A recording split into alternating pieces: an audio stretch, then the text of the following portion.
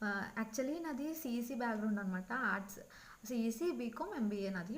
So, మా classes అయిపోయిన తర్వాత నేను అండ్ నా ఫ్రెండ్ కలిసి సోషియాలజీ క్లాసెస్‌లో కూర్చునేవాళ్ళం.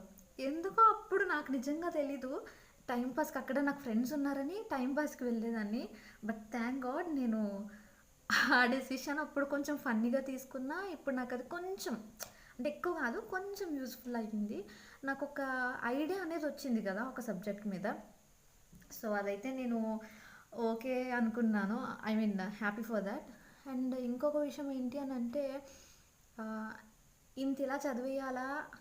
అవసరమా అని అనుకుంటే, మీరు నిజంగా ఇది ఇంపార్టెంట్ అనుకుంటే ఇది అవసరమే అనిపిస్తుంది.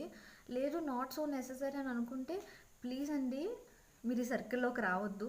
మీకు నిజంగా చాలా ఇష్టం ఉండి ఎన్ని ఇయర్స్ అయినా పర్వాలేదు. నేను వెయిట్ చేస్తాను. నాకు గవర్నమెంట్